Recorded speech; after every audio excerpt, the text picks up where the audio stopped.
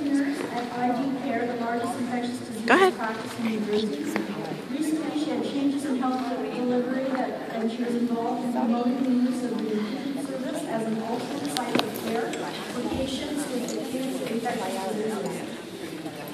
These outcomes include complications, treatment success, and patient satisfaction. She also assisted in measurement and description of activity at the center.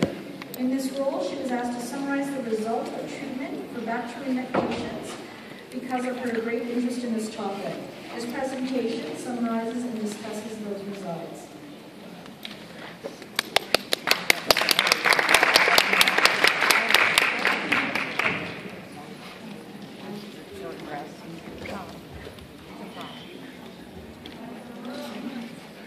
All right, I just want to thank everyone coming here today to listen to my talk. As you see, the title is Innovations in Care to Provide Value in Healthcare Delivery Throughout Patient Infusion Therapy. My co-author, Alyssa Mano, is here, and also Dr. Ronald Mayhouse, who's not here today. I don't have any financial disclosure. Well, I just have one, Dr. Mayhouse, but nothing other than that.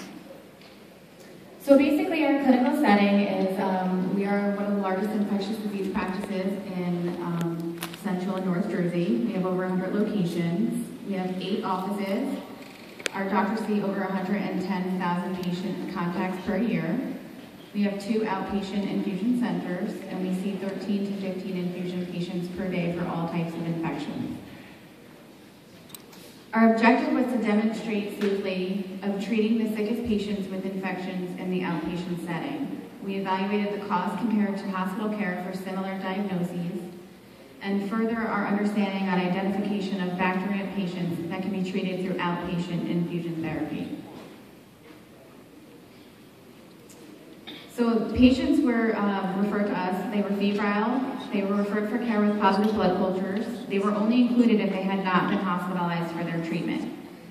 Treatment was provided daily in our outpatient infusion center. All workup for each episode was coordinated as an outpatient. The Millman criteria for hospital length of stay was determined, and the per diem infusion rate was obtained from the local hospitals. The results of our study showed that 6 patients with bacteremia were treated successfully with no complications. Their strains of bacteremia were group A strep, viridin strep, E. coli, and salmonella.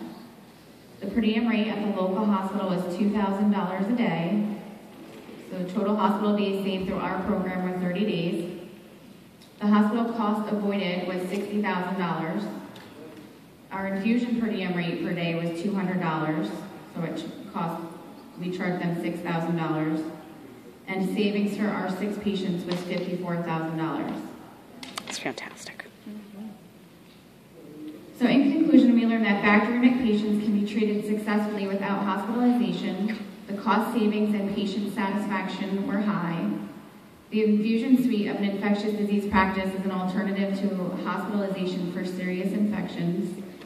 It's convenient for the patient, and we have improved patient and family outcomes. Excellent. Does anyone have any questions? It was quick, I'm sorry. Yes? What is the name of your outpatient? Our outpatient facility is called ID Care. If you look it up, we have a website, idcare.com. Okay? Are these confirmed?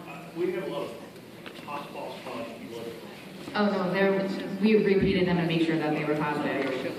It's not, yeah. And with your staff, all RNs or LPNs? Yeah. We have all RNs, LPNs, and we have doctors that are there every day in the office. Yes? Do you place midlines? We do. All of our patients either had a PIV or a midline. None of our patients actually had any PIC lines. So we do place midlines in the office as well as PIVs. What was your criteria for the patients that you chose to treat in the outpatient setting? The criteria is that they came to our office with positive blood cultures and fever. But there was no other, like it wasn't a patient, a hemoc patient who had, or a patient with pancreatitis that was running a temperature? No, they were all just strictly bacteremia patients. Were any of them diabetics or? No, actually, we did a comparison of all of their lab values when they were started. I didn't make a slide for it, but when we compared their white count, platelet count, BUN, creatinine, it was all, they were all within normal limits. Nothing was abnormal. What population Like average age or female or male? of the disease process, so disease studies that you see with wound care patients? We see all types of infections, wound care, you need diabetic patients. We do see that, but those were not included in the study. They were just basic patients with bacteremia. So this is not like long-term oncology patient with chemo, IV therapy, TPN? This is No, it's just basic IV antibiotic therapy. Gotcha. Okay. Yes? Are they not able to give the antibiotics? In our study, we only did patients that came to our outpatient infusion center because they only got a once-a-day drug. If it were someone other than that, they would have done it at home or somewhere else, but that was not part of our study. How is the decision made that they would come to the clinic? It was completely their decision. They were given options, and that's what they chose to do. You're welcome.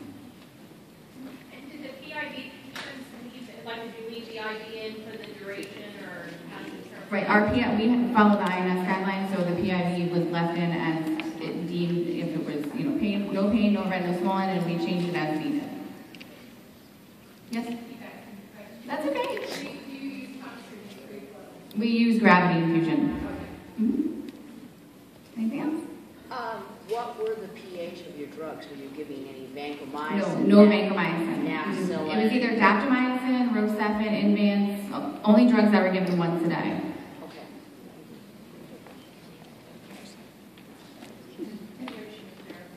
I'm sorry? Their duration was either 4 to 6 weeks, depending on, any other issues that they would have had.